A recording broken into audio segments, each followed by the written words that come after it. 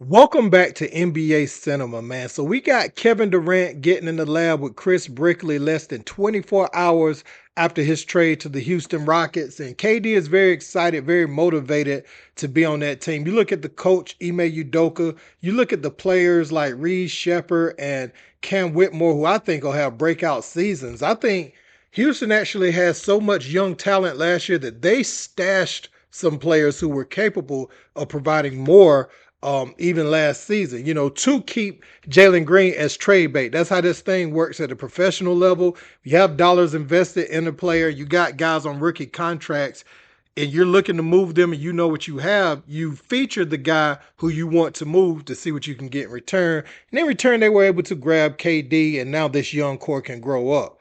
So we're going to look at that. We're going to also look at Kevin Love and LeBron James, who were also in the lab with Kevin Durant on today. And we're going to talk about all three. First, we're going to talk about KD. We're going to check out his footage first. Let's peep.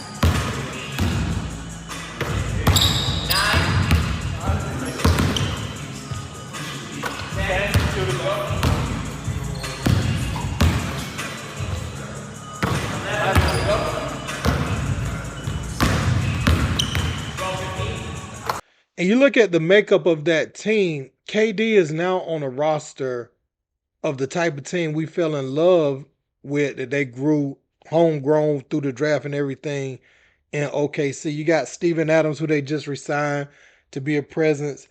Got Alperinson going, up and coming star. Fred VanVleet, veteran with championship, big shot making experience. Reed Shepherd's going to be a phenomenal player. I already talked about him. Amen Thompson, we already know that he is a jump shot away from superstardom. And as he continues to get stronger, fill out his body, get more confident on the offensive end, then the sky's the limit for that kid. He can be as good as he wants to be. And I have similar feelings about Cam Whitmore. It's all about the work with him. His ability is very close to the superstars in the league. And I'm just talking about God given ability. Go watch some Cam Whitmore film when he's in his groove and everything. It's going to be all about the work he puts in, confidence that's instilled in him, and the opportunity that he gets, with who the player that he's going to become. I love Tari Eason and those other guys, Jabari Smith Jr. So they have a really good, deep team. And adding KD into it, I think they already got some leadership with Fred VanVleet. Their coach is a leader that can galvanize guys as well. So that's important. And Ime Udoka. And so, yeah, I like that makeup. Now, we also saw LeBron James and Kevin Love in the lab together. And I know Miami's talking about not running it back and moving some pieces around. And you have to think the Lakers may take the depth approach as well, instead of trying to build this big three type of thing that LeBron has kind of created in the league with people going in their primes. You know what I'm saying? Not really like the Boston thing where people are older, but I'm talking about in their primes joining up. And so maybe they take that model as well. Let's check it out.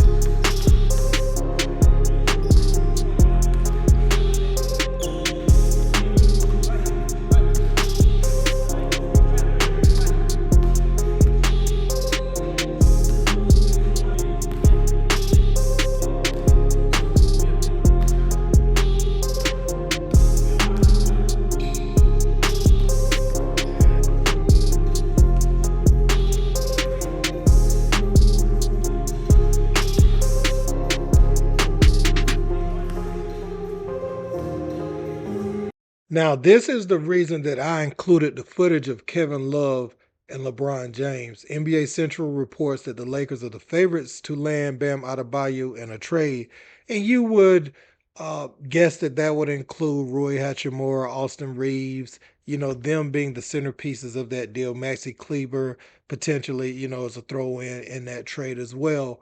And in return, obviously, Bam Adebayo and LeBron would go and ask for Kevin Love for sure because that's a player he has chemistry with, can do some of the same things that Maxi Kleber did as far as playing off of Luka, knocking down open threes.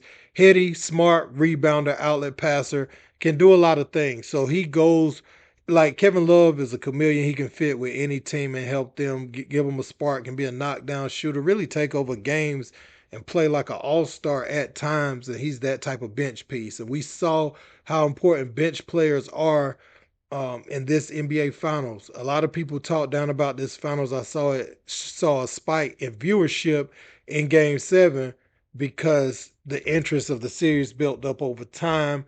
And it was just good, pure basketball. Two small market teams with deep rosters, with guys, coming off the eighth man coming off the bench could have the biggest impact, that night or on any given night. Ninth man, 10th man, next man up type mentality. You saw them stay competitive with TJ McConnell and Andrew Nembhard for a little while after Tyrese Halliburton went down.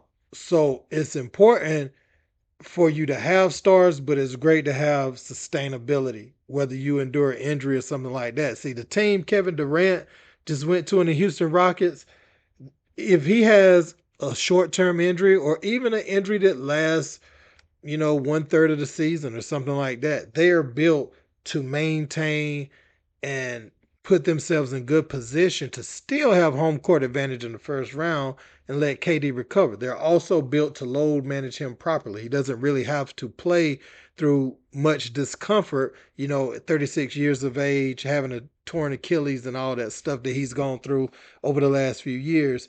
And looking at LeBron James, who will be 41 this year, um, I'm thinking they're trying to get a similar model for him. I mean, they do have him and Luca, but you're going to have to go out and get some defenders and some guys who can hide Luca's mistakes. People talk about how well Luca did in Dallas.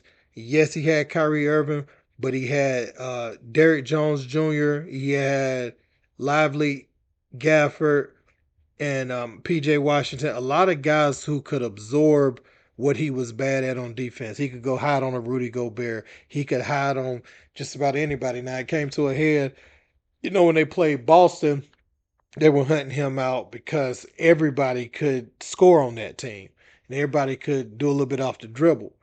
But they need to similarly look to build the Lakers team like that. Houston won't have that problem. They got long range defenders. KD don't have to take on the toughest assignment. All you got to do is be a good team defender. But LeBron and Luka need help on the defensive end at this point, and that took a hit because, meaning we're talking about Daniel Gafford, but we saw earlier today he signed for 3 years with the Dallas Mavericks, so he will remain in Dallas. Him and Derek Lively together, and I didn't think that would happen, but he got his money. He's happy where he's at. And Dallas is going to try to make a push, for the title as well, because they're going to be a really, really, really good team. People talking about Houston, but you get Kyrie, AD, and those guys. Then you add a Cooper Flag to that, and not saying Cooper is going to be a big time superstar right out the gate. Maybe he will, maybe he won't. But defensively, effort wise, he fits right in at the three position, and he's going to be a double figure scorer as well. So he's going to have a very good rookie season, but I'm saying culturally he fits what the team wants to do with their identity on the defensive end of the floor. So yeah, that's another thing. So man, the West is gonna be tough, but I want to include that K Love LeBron piece because they're saying that Bam is the favorite to land with the Lakers, and we know Kevin Love is a bench piece with Miami as well that may be included in any deal uh surrounding Bam and Austin Reeves in exchange for one another. Let me know what you guys think in the comments. Don't forget to like, share, and subscribe. Till next time, peace.